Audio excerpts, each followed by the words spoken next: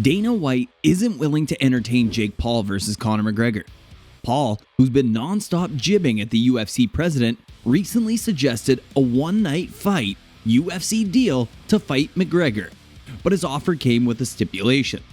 The YouTube star turned professional boxer stated that if he beat McGregor, White would have to agree to his UFC fighter pay and healthcare proposal. If he loses, his entire purse would go to all the UFC fighters who make less than $50,000 a fight, and he'd never mention the UFC again.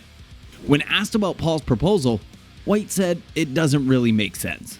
Well, he shouldn't even be fighting Conor McGregor. These guys are fucking huge. He's huge. His brother's huge. I mean, what's your brother, 6'1"? Yeah.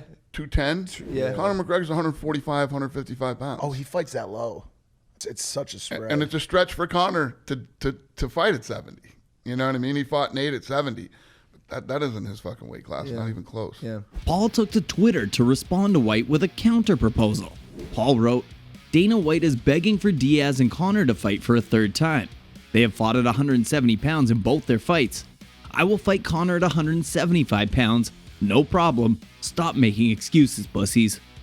White, who signed the likes of WWE superstars Brock Lesnar and CM Punk, as well as helping put together a boxing match between McGregor and Floyd Mayweather, won't completely rule out the idea of Paul versus McGregor, despite not being sold. I'm never completely closed off to anything. I used to say that about, things, but I don't say that anymore. Smart. Because you never know. You never know what could happen. But it was never off-putting to me. I mean, in this business, it's about attention. How much attention can you get? But more importantly, who gives a shit? Who cares that you're going to fight this guy on Saturday night? You got to make people care.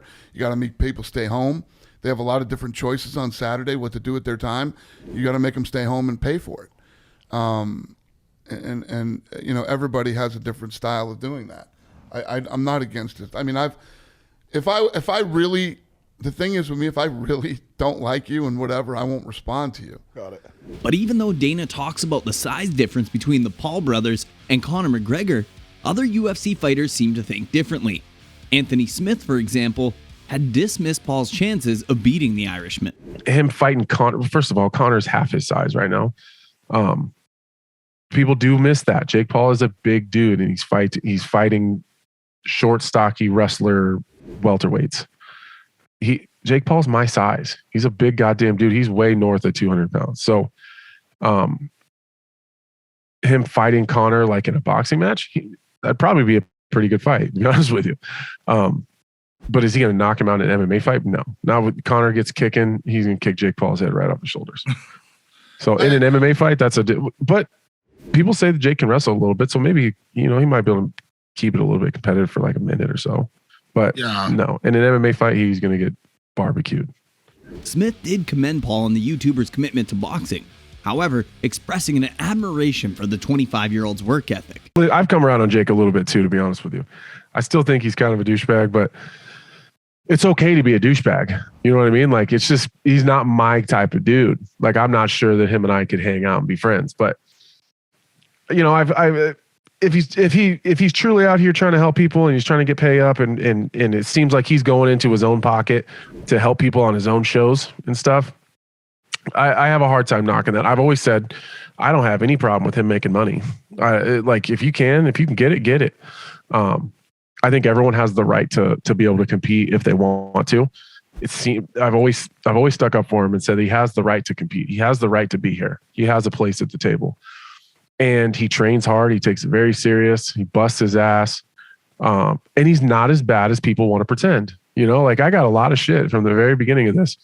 There was every fighter you could talk to. That dude sucks. He can't fight.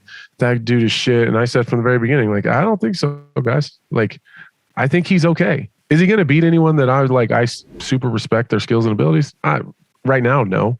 But he's a pretty skilled, really heavy-handed amateur, in my opinion.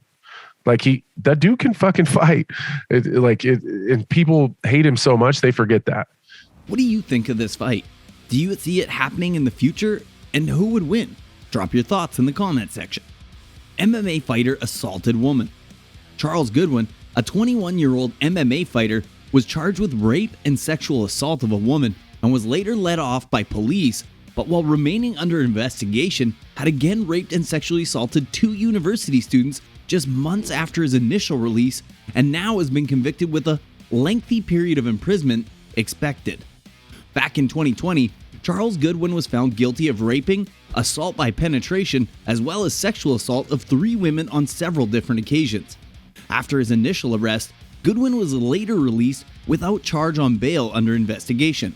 However, just 8 months later, in September of the same year, the MMA fighter was once again accused on 2 different occasions of rape and assault of 2 more university students while he was still under investigation. At first, Goodwin got a student drunk and raped her in the university halls. They had been seeing each other for some time and had consensually slept together, but one night, Goodwin got her heavily intoxicated, and the next morning when she woke up, she found Goodwin was having sex with her and also realized she was anally raped the previous night.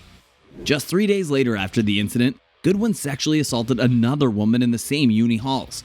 The third victim, who was upset because of a boy not being in a relationship with her, was given a lot of alcohol by Goodwin before getting his hands on her genitals and forcing her to touch him as well.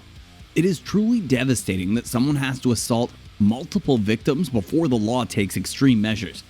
None of these women deserved what Goodwin did to them. One of his victims, Sarah, has been unable to maintain a steady life with herself and a relationship since the incident. For instance, because her sexual assault happened under the influence of alcohol, she no longer feels safe drinking around strangers. Additionally, Sarah's intimate relationship with her boyfriend has been affected. Sarah stated the following: "It has had a massive impact on our relationship because I had to say to him from the get-go that sometimes when we have sex, I might cry or I might have a panic attack, and it has happened a few times." Kai Kara-France face to face with a bully.